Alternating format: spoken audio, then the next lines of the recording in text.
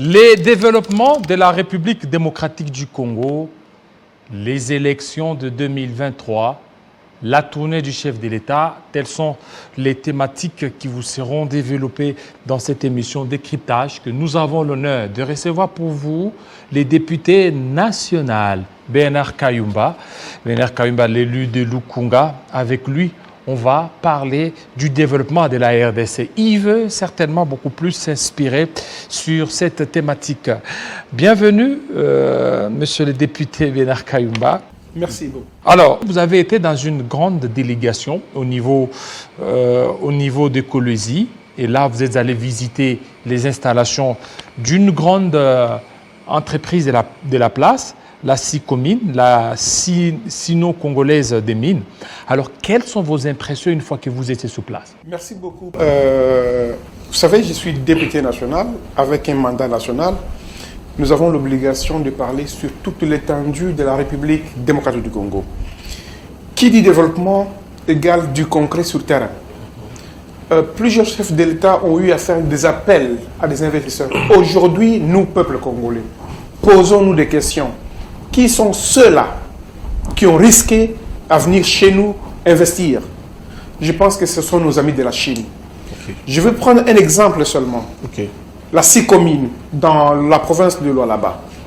C'est l'une des grandes entreprises qui, aujourd'hui, a propulsé, a aidé notre pays dans le développement. Plusieurs routes, plusieurs chantiers, plusieurs barrages construits dans notre pays grâce à cette société-là. Nous disons qu'il est important que nous ne puissions pas nous atteler à beaucoup de contrôles. Parce que, à part ma qualité de député national, je suis également consultant fiscal dans plusieurs entreprises. Mais nous avons constaté que les régies financières sont en train d'asphyxier. La multiplicité des contrôles asphyxie la trésorerie des entreprises. Oubliant qu'il y a l'avènement de l'IGF qui contrôle les 4 ans passés, il y a l'avènement de la CNSS qui contrôle tout. Donc, du coup, lorsque les contrôles fiscaux se font d'une manière systématique, eh bien, ça dérange la trésorerie. Est-ce que, monsieur le député national, vous pensez qu'il y a trop de contrôles en République démocratique du Congo et que ces contrôles ne favorisent pas les investisseurs en République démocratique du Congo? Vous savez, le climat des affaires doit alléger à ce que les investisseurs... Nous devons arriver à attirer les investisseurs dans notre pays. S'il n'y a pas attirance des investisseurs, qui va souffrir? Nous aurons beaucoup de jeunes gens qui sont au chômage. Je vais insister sur la SICOMINE. Pourquoi? Parce que la SICOMINE a signé une convention de partenariat avec l'État congolais depuis 2008. Voyez-vous? Parce que le projet sino-congolais, c'est à 2 phases ou deux projets. Le projet infrastructure et le projet mine. Commençons par les projets infrastructure. Des fois, il y a des réalisations qui sont faites dans notre pays par des entreprises, mais qui ne sont pas connues par les communs des mortels. Il faut que nous qui sommes élus nationaux, nous qui sommes avertis, que nous puissions bien entendu éclairer l'opinion. Parlons du projet infrastructure. Le projet minier SICOMINE a construit une usine propre et moderne dans notre pays. Vrai, palpable? Bien sûr, parce que Bernard Kayumba a été visiter l'usine parmi les députés nationaux. Nous avons été là au mois d'août 2021. Nous avons constaté que la SICOMINE a financé à 100% la construction de l'usine d'électricité de Boussanga, dans la province de Lualaba. Cette usine est quasiment terminée. Okay. Au jour d'aujourd'hui, elle est opérationnelle. C'est depuis le mois de novembre, fin novembre, que l'installation électrique a été faite. Mais aussi également, la SNEL doit finaliser les différentes tarifications. Parce que sur les 240 mégas qu'il y a, il n'y a que 190 ou 170 que la SICOMINE va utiliser. Le reste, c'est la population qui va en profiter. Okay. Mais pourquoi la SNEL tarde? Alors, je demande au ministre de hydraulique de se pencher pour que la population du Lualaba qui doit être desservi en électricité se sentent à l'aise dans ce cas-là. Il y a également, toujours dans le même aspect, M. Popol, ces projets de coopération sino-congolais à réaliser des multiples projets d'infrastructure à impact visible sur le développement de notre pays. Nous citons la modernisation du boulevard Lumumba. Est-ce que vous le saviez, vous, que c'est grâce à la coopération sino-congolaise, à travers la société Sicommune, que nous avons le boulevard Lumumba réhabilité? Et puisque vous défendez trop, vous parlez trop de Sicommune, qu'est-ce que la Sicommune a déjà fait ici à Kinshasa? Si nous parlons de développement, nous devons parler du concret. Et donc la Sicommune devient aujourd'hui l'une des plus grandes entreprises minières dans notre pays qui a investi localement, mais dont les communs des mortels, les Congolais bénéficient également de ces investissements-là. Vous savez pourquoi nous bénéficions? Pourquoi? Nous qui sommes des usagers de route, nos routes à Kinshasa deviennent de plus en plus bonnes grâce à cette société-là. Et donc, Popol, il y a également les contrats ici. J'insiste que c'est l'un des grands contrats dans notre pays qui n'a jamais signé. 6 milliards de dollars répartis en 2 phases. Donc, 3 milliards pour le projet d'infrastructure, 3 milliards pour le projet minier. Ça n'a jamais été signé ou c'est déjà signé, c'est déjà en exécution. Ok. Mais nous devons... Je suis élu national. Oui. Et à ma qualité, je dois voir ce qui est bien fait. Lorsque les choses ne sont pas bien faites, il faut les dénoncer. Mais pour le cas d'espèce, franchement, bravo à cette société parce que grâce à elle, les lois là-bas, le peuple congolais bénéficie d'un grand barrage encore une fois. Nous avons, j'insiste parce que nous devons jeter des fleurs aux entreprises qui investissent. Et pourquoi il n'y a que vous seul qui prenez les devants pour défendre la Sicommune? Qu'est-ce qui se cache? Vous oubliez que je suis défenseur de la population. Oui. Je suis défenseur de la jeunesse congolaise. Et en cette qualité-là, je me suis donné l'obligation et le devoir de parler des entreprises qui font du bien pour notre pays. Si nous avons aujourd'hui, encore une fois, le stade de Goma, c'est réhabilité par la Sicommune. Le stade de Bunia, le stade de Bukavu, Académie qui est déjà fini. Imaginez-vous. Au slogan, c'est lorsque une entreprise s'engage localement à aider la population. Je vous informe qu'il y a de cela déjà quelques mois, la Sicommune venait de signer un cahier de charges. Qui dit un cahier de charges? C'est avec la communauté locale. C'est-à-dire, la Sicommune ne choisit pas les projets à exécuter ou réaliser. Ce sont les notables du Lualaba, du Kolosi, qui se choisissent ce dont ils ont besoin. Lors du passage du chef de l'État à Kolosi, il a demandé à la Sicommune de beaucoup travailler sur le social. La construction d'un hôpital, la construction d'une grande école de formation. Au jour d'aujourd'hui, il y a des avancées significatives. Et donc, encore une fois, bravo à l'équipe dirigeante de la Sicommune parce que vous n'êtes pas nombreux qui êtes en train d'investir sur le social de la population. Est-ce qu'on peut dire que la Sicommune accompagne la vision du chef de l'État, Félix Tshisekedi, dans son volet social? Aujourd'hui, je pense que la Sicommune est l'une des rares entreprises minières dans notre pays qui a reçu le chef de l'État de la province de Lualaba. Je dis bien l'une des rares, si pas la seule, qui a reçu le chef de l'État. Et donc, je pense que dans la vision du développement, aujourd'hui, la Sicommune bénéficie des allègements fiscaux. C'est parce qu'ils nous construisent des routes, ils nous construisent des ponts, ils nous construisent des barrages. Vous comprenez? Maintenant, posons-nous la question, quelle est la contrepartie des autres entreprises minières vis-à-vis de la population congolaise? En fait, tout dépend de contrats signés, de conventions signées entre États, mais également, il faut qu'il y ait des amendements, dans le sens que l'État congolais, avec le régime passé, avait tendance à beaucoup perdre. C'était plus les investisseurs qui s'est retrouvés au détriment des nationaux. Et aujourd'hui, nous pensons que beaucoup d'avantages qui ont été accordés à ces entreprises devront également faire l'objet d'un recadrage pour que le Congo gagne. Au finish, madame, nous ne pouvons pas être là, croiser les bras, au moment où les jeunes gens sont au chômage, les jeunes gens sont en train de souffrir, au lieu de bénéficier des minéraux qui regorgent notre pays. Combien de Congolais sont engagés dans cette entreprise Sicomine? Vous savez, sur au moins 4000 agents, 3500 sont des nationaux. Okay. Vous imaginez le social que la Sicomine donne à la population congolaise. Voyez-vous? Combien sur le plan de contribution de sécurité sociale?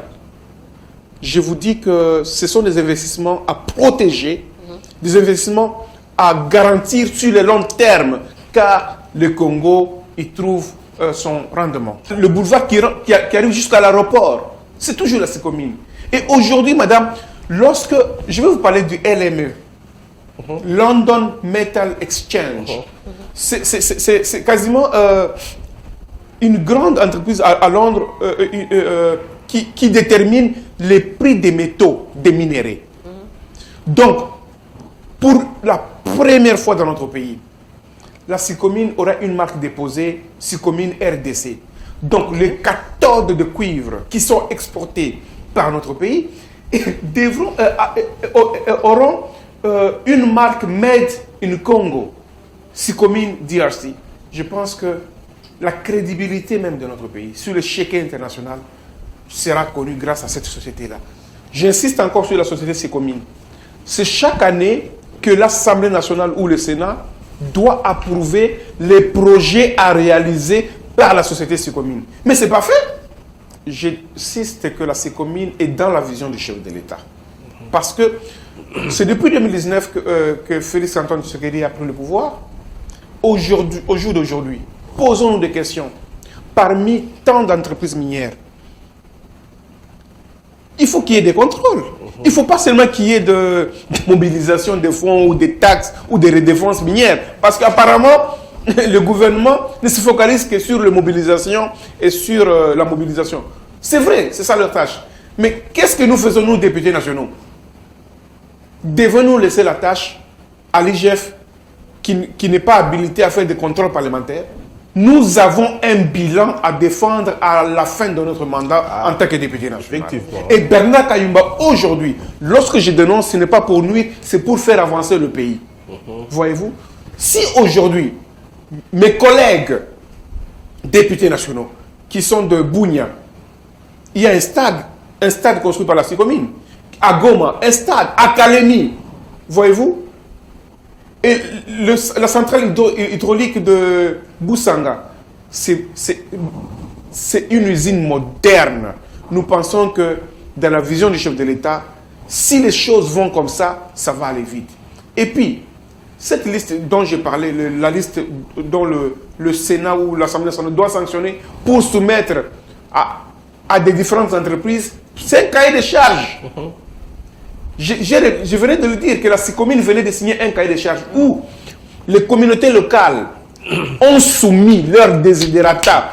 Biso Tolingi Boy, Tolingi Boy, Tolingi. Vous comprenez? Ces décisions-là ont pris presque une année en train de se débattre ce dont ils ont besoin parce que la Sicomine quand même bénéficie. Ils exportent beaucoup de cathodes de cuivre. Donc l'année prochaine, je pense qu'ils seront à 250 000 tonnes. Vous comprenez? Mais il y a des entreprises comme TFM, il y a des entreprises comme LCS, Desiwa, Chemaf. Posons-nous des questions. Qu'est-ce qu'elles font pour le compte de la population? Mais c'est à nous, députés nationaux. Pourquoi les vacances parlementaires? Qu'est-ce que nous allons faire?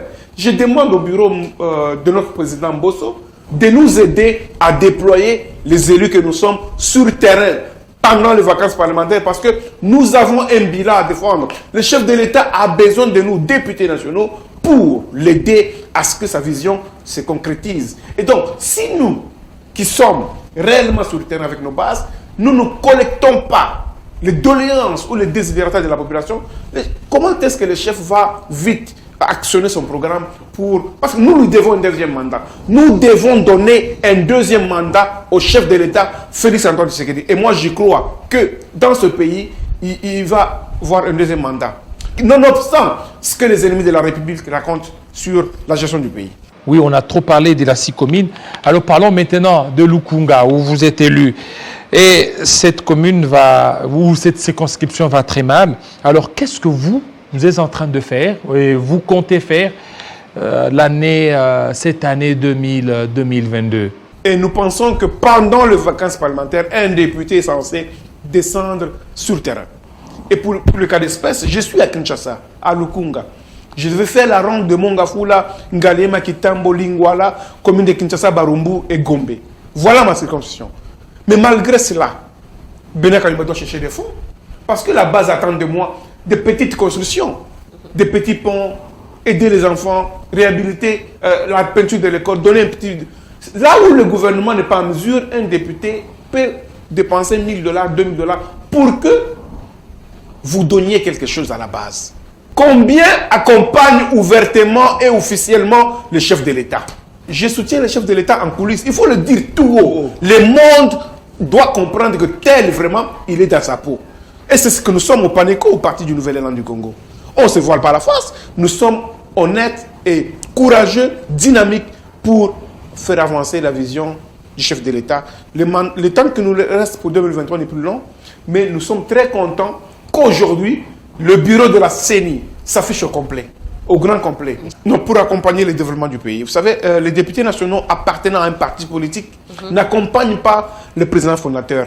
Mais la vision, c'est, vous savez, j'ai dit, chaque député national représente au moins 100 000 habitants. Et donc, lorsque vous avez la confiance de 100 000 habitants, vous êtes réélu. Et le plus souvent, les statistiques démontrent qu'il n'y a que 15 à 20% qui sont renouvelés à l'Assemblée nationale. Okay. Donc, peu vont revenir.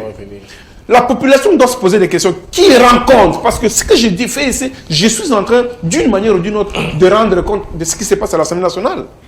Voyez-vous? Je suis en train de dénoncer. S'il y a une chose qui ne marche pas, il faut le dénoncer. L'état de la Lukunga n'est pas bon. Parce qu'il y a beaucoup de jeunes qui sont encore au chômage. Parce qu'il y a manque d'eau, manque d'électricité. Alors, la question que je pose encore une fois, le chef de l'État a eu à Paris il y a de cela 2 semaines. Demain, je serai sur le terrain pour visiter l'usine de traitement d'eau de Ngaliema.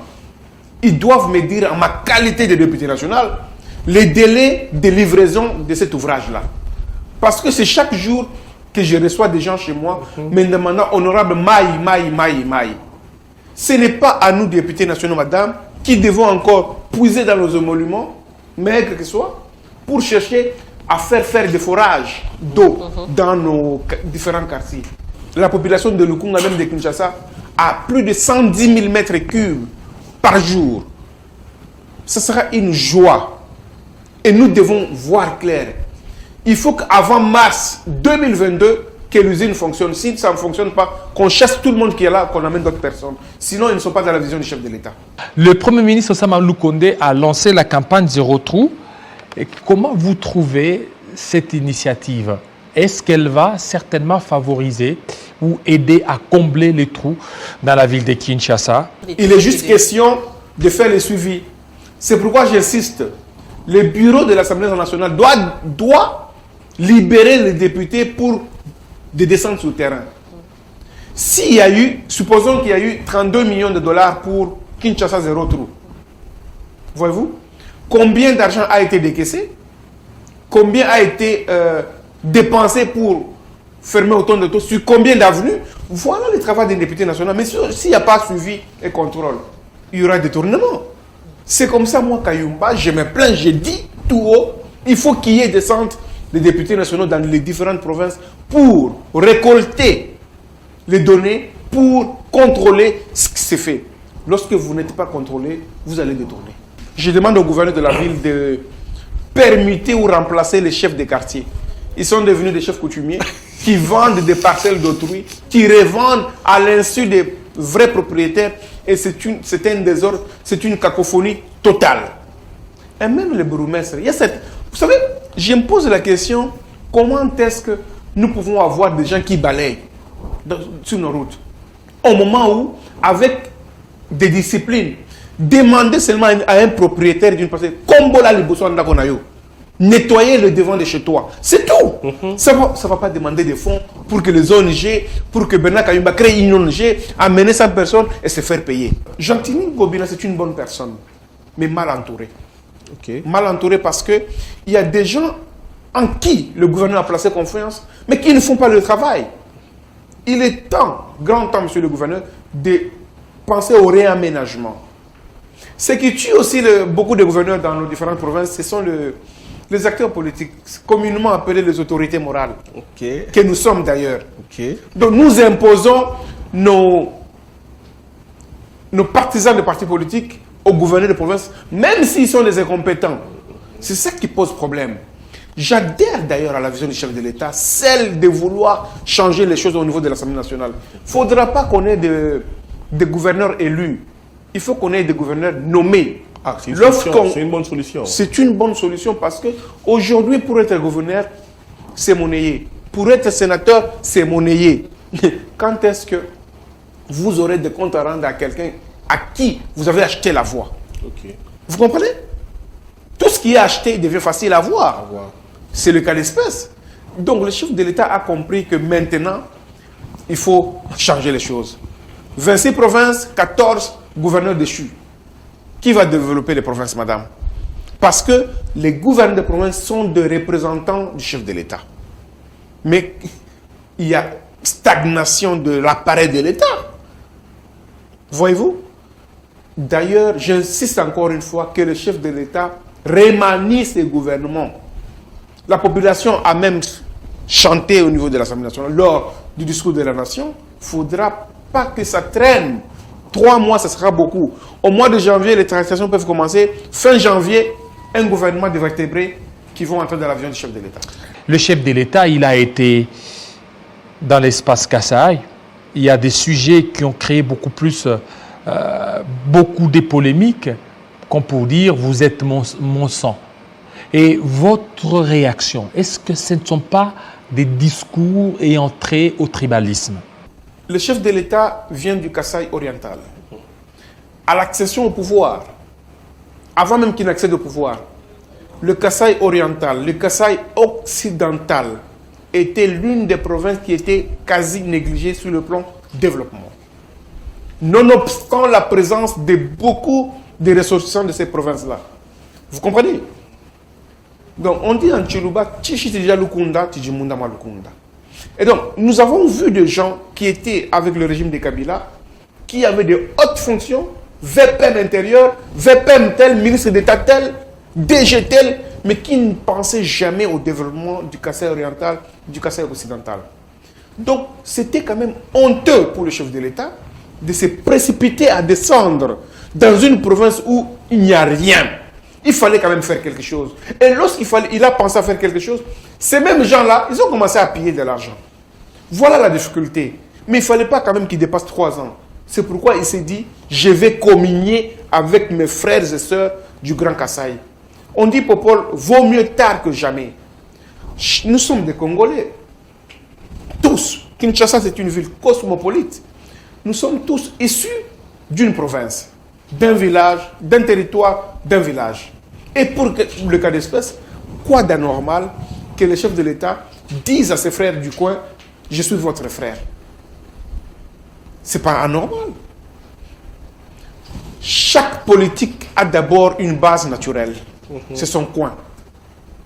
Alors, moi je pense qu'il suffit seulement de mettre des gens à la place qu'il faut pour que les promesses que le chef de l'État a tenues en Mbujimaï, au Sankourou, parce qu'il sera bientôt au Sankourou, je ne sais pas s'il a été au Sankourou, c'est dans le calendrier, à Kananga, il sera également à Kananga, toute sa tournée là. Après son retour à Kinshasa, il faudrait qu'il y ait des équipes pour le suivi et évaluation. S'il n'y a pas cela, ça sera une lettre morte. Le chef de l'État souffre de la présence des gens qui ne font pas le suivi. S'il y a réellement des gens qui intériorisent la vision du chef, il ne va pas souffrir. Il va dormir aisément et ne pas penser à ce que la population lui demande trop comme bilan en 2023. Quelle joie immense de voir un fils, un frère, un papa, un beau-frère descendre en qualité du président de la République. Ça ne peut qu'amener de l'engouement. Aussi, lorsque vous êtes aimé, Popol, ça donne ça. Parce que cette marée humaine, moi je me suis dit, Bangunginde Bazawana, parce que c'était une marée humaine inimaginable. Tout le monde scandait en joie de voir. Jamais vu, jamais fait. C'est du jamais vu. Même quand Mobutu y allait, c'était jamais comme ça. Même quand son papa Étienne Tshisekedi y allait, c'était jamais comme ça. Alors, bravo à l'équipe du chef de l'État qui est allé préparer la descente. Il faut quand même féliciter quand lorsque les choses sont bien faites. Nous supposons qu'il y a eu des équipes qui sont allées préparer l'arrivée du chef de l'État. Bravo, coup de chapeau. Il n'y a pas eu d'incident. Le chef d'État ne doit pas en train de lire des mémos. Et ce sont les cabinets, les conseils spéciaux, les conseillers principaux qui doivent travailler. Il faut les suivis, évaluation, contrôle. Vous comprenez? Donc je pense que voilà un peu ce qui bloque le développement dans notre pays. L'homme congolais doit se dépasser, éviter à être égoïste et travailler pour l'intérêt public ou général de notre pays. Voilà, merci fidèles téléspectateurs, vous avez été nombreux à nous suivre. Restez branchés sur Télé 50. À très bientôt.